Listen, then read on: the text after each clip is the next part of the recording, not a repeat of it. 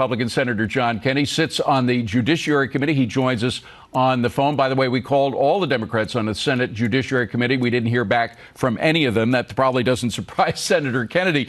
But Senator Kennedy, some people are questioning the justice of going for impeachment, but I would also question the politics of it. Most Americans don't want impeachment by a pretty convincing majority. There aren't 67 Senate votes to convict if there is impeachment, but will the Democrats still go for impeachment? David, I don't know. And I don't want to paint with too broad a brush here, but I think there are many members of the House leadership that are in bad faith. It's not about justice. It's about politics.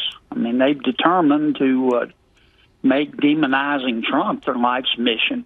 The election was 2.5 years ago, and they're still holding or throwing a tantrum. My response to them is, I said it last week, do your business or get off the pot. You want to impeach? Have at it, man. Let's go. Yeah. Now, it polls right up there with skim milk, but if you still want to go forward, do it. But either do it or stop whining so we can get back to work, for gosh sakes. There are things we can work on where we have more in common than we don't. Things like health insurance and prescription drugs and infrastructure and net neutrality. But, Senator, you have to work. I mean, your committee, for example, the Judiciary Committee, has on it Kamala Harris. Kamala Harris, right now, she's politicking in San Francisco. I think we can show live shots. She's speaking in front of a big international union. She's in favor of impeachment. She, it seems, would rather talk about impeachment than talk about getting stuff done, as you say. Well, they're doing their best to justify it. For example, Chairman of the Ways and Means in the House said, I need Trump's tax returns. And the press, of course, said, why? And he said, well, it'll help me understand how well the IRS is doing its audits. Now, how dumb does he think the American people are? Nobody believes. If you believe that, you think Jimmy Hoffa died of natural causes. Nobody believes that. Well, so they're not even camouflaging it. Yeah. And I think most Americans see it. And I hate to waste a year and a half, guys. I'd hate to waste a year and a half for this kind of stuff. Well, it seems like Jerry Nadler, at least on the House side, I know, again, the Senate is sitting back and waiting to see what the House does. But the House side seems like a lot of them want to go ahead with it, although Jerry Nadler was a little hesitant about answering specific questions. But you do have some questions raised. Mueller came out this week and said some things that are in direct contradiction to what the Attorney General said. That kind of posed some questions about how we proceed from there. Let me just play for you a little bit of what AG Barr said that Mueller seemed to contradict this week. Play the tape. Special Counsel Mueller stated 3 times to us in that meeting in response to our questioning that he emphatically was not saying that but for the OLC opinion, he would have found obstruction.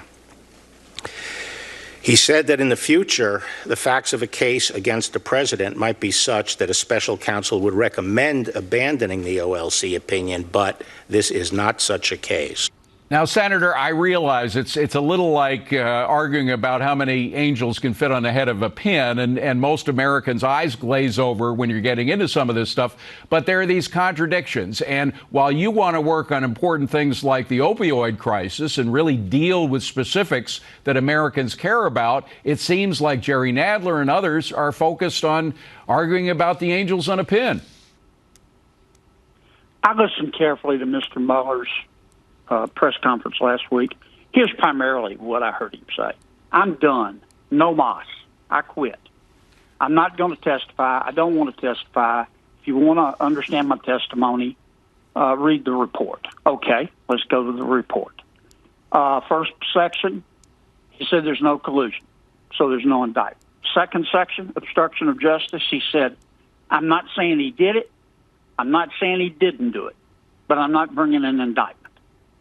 Now, I heard Bill Barr testify under oath in front of the Judiciary Committee that Mr. Mueller told him in a room full of people 3 times, not once, not twice, but 3 times, that I, meaning Mr. Mueller, am not saying that but for the Justice Department policy that you can't indict a president, I would have brought an indictment. I've never heard Bob Mueller say, but for the Justice Department policy, I would have brought an indictment. Now, if you got a hammer, everything looks like a nail. The Democrats can slice and dice this and try to spin it. They want to get Mueller in front of a committee. He's not going to do it. It's over. And I just think some of it, I'm sure, is in good faith. But some of it is just pure politics. And I'd like to see us in the next year and a half spend just a little time thinking about the next generation as opposed to the next election. Well, one of the things that puts the next generation at risk, of course, is the opioid crisis. What's the latest on that? Let's end up talking about something substantive. What is the latest on our attempts to battle this crisis that is putting the next generation at risk? Well, it's going to have to be all hands on deck. The federal government's got to do a better job, the DEA and the FDA. Dick Durbin, a Democrat and my friend, we passed a bill together to try to get the DEA and the FDA to do their job on setting quotas. The pharmaceutical drug companies going to have to do a better job.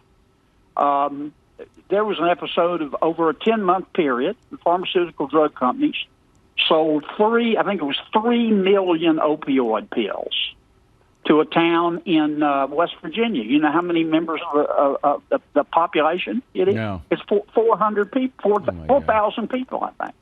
I mean, the stuff, our doctors have got to do a better job. And frankly, our people have got to do a better job. Yeah. I don't want to deny opioids to people who are in pain.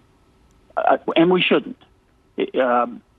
But doctors and patients got to understand you got to use this stuff very, very carefully. Yeah. Well, you use it too much for too long, you're going to get addicted. With people like Kamala Harris and others running for president focusing on impeachment, I hope there is room somewhere in there to get the substantive stuff done because our nation needs it. Look, they're upset that the American people, many of them are, elected Donald Trump.